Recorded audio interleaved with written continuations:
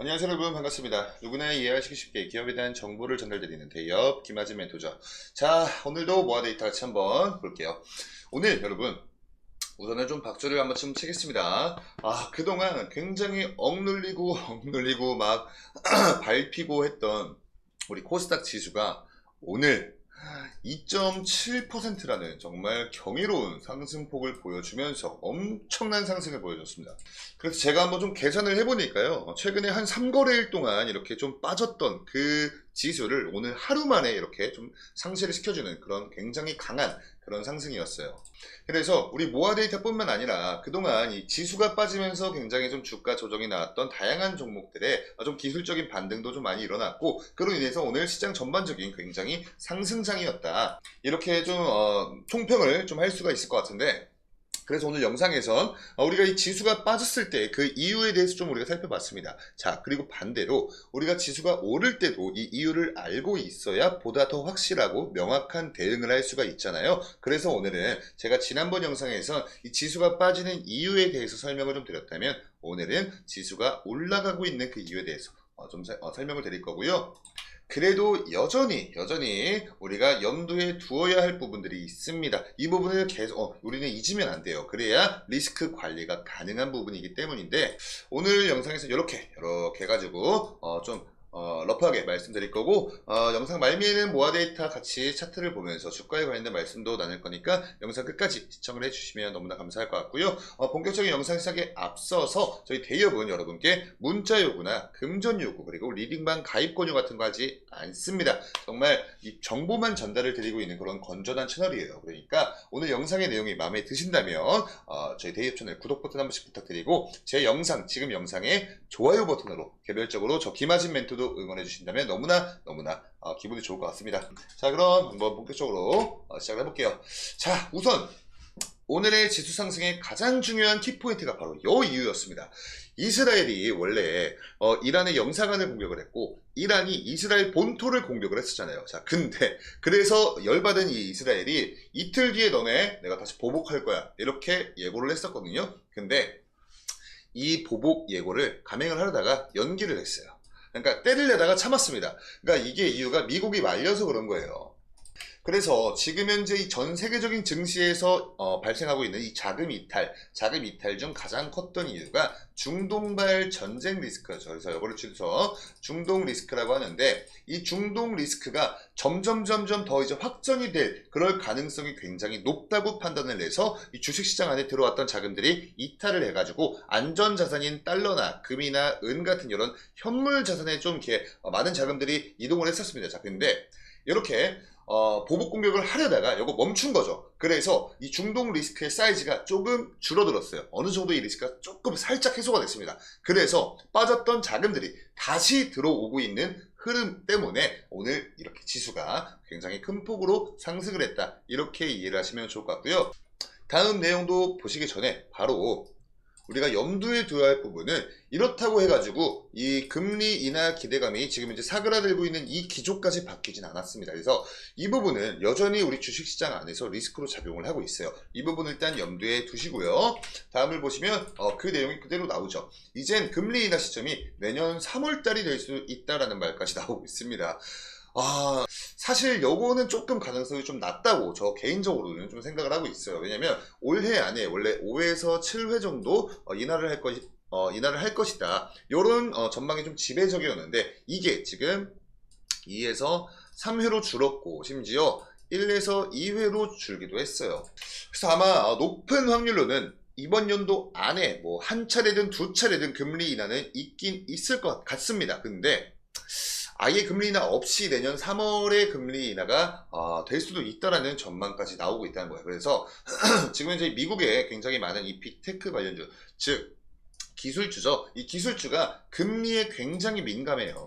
그래서 이렇게 이 전쟁, 중동 리스크가 좀 어느 정도 해소가 됐는데도 불구하고 이 고금리 리스크로 인해서 민감한 기술주가 좀 어느 정도 하락을 했다 합니다. 엔비디아는 3.87% 빠지고 테슬라는 1.06%가 빠졌대요. 그렇기 때문에 우리 여러분들 이런 중동 리스크가 어느 정도는 해소가 되긴 했지만 완벽히 해소된 건 또 아니고 이 금리 인하 요 리스크도 아직까지 여전히 금리 관련 리스크도 존재하고 있습니다. 이거 염두에 두셔야 돼요. 자, 다음으로 보시면 유가죠.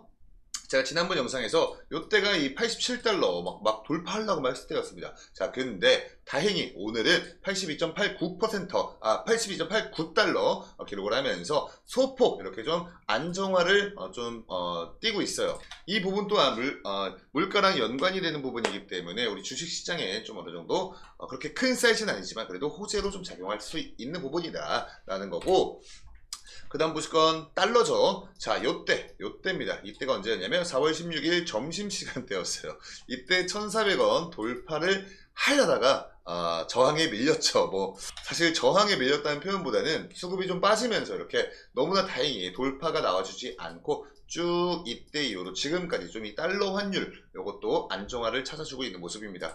이처럼 이 대표적인 안전자산인 달러의 가치가 떨어지고 있다는 건 상대적으로 위험 자산인 주식시장에 들어오는 자금이 좀 어느 정도 많다는 얘기가 될 수 있잖아요. 그래서 뭐 이런 부분도 이 달러의 안정화 이런 부분도 우리 주식 투자자 입장에선 좋은 호재거리다 이렇게 생각하시고요. 자, 이로 인한 결과가 아까 말씀드렸던 이 고금리 리스크로 인한 미국의 기술주들이 좀 빠져서 미국 뭐 다우존스나 나스닥 같은 경우에 소폭 하락하긴 했지만 요건 좀 이렇게 미국에 있는 이 빅테크들에게만 좀 해당이 되고 있는 그런 부분이기 때문에 요건 좀 특이성이 있습니다. 그래서 이 부분 좀 차처하고 보시면 브라질 시장만 좀 빠졌고요. 나머지 전 세계 시장은 다 빨간불이 이렇게 들어왔습니다. 그래서 너무나 간만에 이렇게 보는 상승장이어서 저 또한 기분도 너무 좋고요.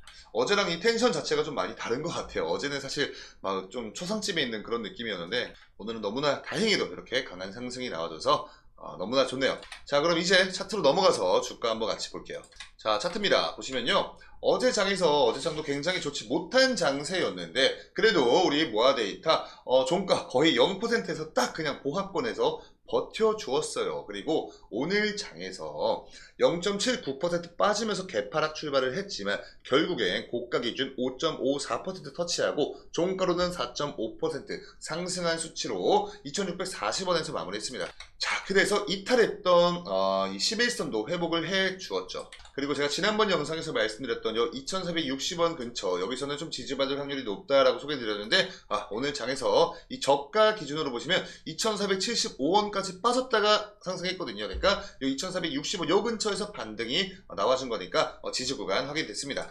오늘의 수급 주체를 보시면요. 외국인이 굉장히 많은 물량으로 들어왔습니다. 근데 반면에 개인과 기관은 좀 나가는 모습을 보여주었어요. 그래서 사실 오늘의 이 상승을 견인한 수급 주체는 외국인이다. 이렇게 좀 우리가 볼 수가 있겠고, 이게 여러분 얼마나 고무적인 사실인지 제가 이제 좀 설명을 드려보겠습니다. 자, 이렇게 놓고 보시면요. 이 시간대별로 좀 집계가 됐던 외국인 수급 동향인데 보시면 장 시작과 동시에 외국인이 물량을 던지면서 아까 보셔서 아시겠지만 개파락 시작을 했습니다. 자, 근데 점심시간 들어오면서 다시 매수세로 전환이 되면서 주가 말아 올린 거예요. 자, 근데 이 2시 15분 때 집계가 됐던 물량은 매도세였습니다. 그래서 2시 15분까지 전체적인 외국인의 수급 동향은 4,000주가량 매도 포지션이었어요. 근데 장이 끝나고 나서 집계를 해보니까 96,000주가 순매수세로 들어온 겁니다. 이 말인 즉슨 이 2시 15분을 기점으로 해서 그 이후부터 3시 반 장 끝나기 전까지 외국인의 물량이 엄청나게 들어왔다는 거예요. 10만 주의 물량이 들어왔다는 겁니다. 자, 그게 곧 우리 모아데이터의 주가 상승을 견인을 했던 거고, 그래서 더욱더 오늘의 이 외국인 수급 주체가 너무나 고무적인 거죠. 우리 모아데이터 개별적인 프로그램 매수세 추이를 보시면 또 아시겠지만 어제에 이어서 프로그램 매수세 또 한 번 들어왔습니다. 그래서 외국인의 약 10만 주가량 되는 물량과 더불어서 프로그램 매수 물량 약 8만 5천 주에서 오늘도 외국인과 프로그램 매수세가 우리 모아데이터의 주가 상승을 견인한 수급 주체였다. 이렇게 판단할 수가 있을 것 같고요. 또 하나의 고무적인 사실이 있다면 여러분, 이 외국계 증권사인 JP모간 서울 쪽에서 최근까지는 뭐 그냥 뭐 좀 지지부진한 이렇게 뭐 샀다 팔았다 이것만 좀 반복을 해주다가 가장 최근에 엊그제죠. 이때 64,000주 물량이 이 증권사 통해서 물량 들어왔거든요. 근데 이 물량이 물량이 거의 다 어제 빠졌어요. 근데 오늘 장에서 16만 주 다시 들어왔습니다.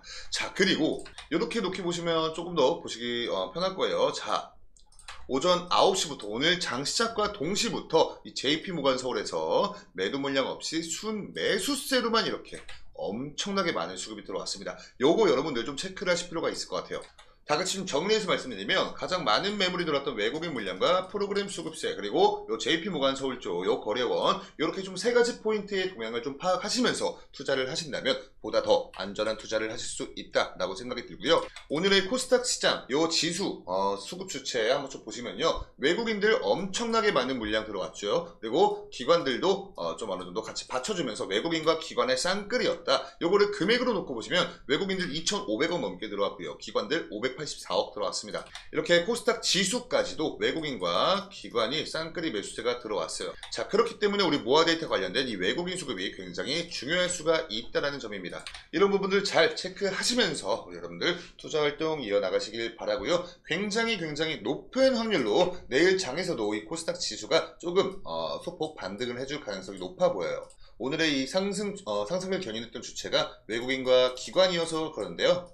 특히나 이탈했던 이 외국인 물량들이 엄청나게 많이 들어왔다는 점이 좀 어느 정도 이 코스닥 이 지수로 놓고 봤을 때 어제 장이 832인가 그렇고 그 전날 장이 833인가 이랬거든요. 그러니까 이 830선 여기서는 좀 지지를 받아주는 모습을 우리가 단기적으로는 확인이 된 거예요. 그래서 이제는 좀 830선의 지지를 받고 반등을 해줄 그런 반등 모멘텀 충분히 추가적으로 나와줄 수 있다. 그러면 그 영향이 또 우리 모아데이터의 개별적인 주가에도 분명히 영향을 줄 수가 있기 때문에 내일 우리 모아데이터도 충분히 추가적인 상승 모멘텀 기대를 해볼 수가 있다. 이렇게 말씀을 드릴 수가 있겠습니다. 자, 그럼 지금까지 영상 우리 여러분들 도움이 되셨다면 영상에 좋아요 버튼으로 많은 응원 부탁드리면서 저 김아진 멘토 또 다음 시간으로 인사드릴게요. 감사합니다.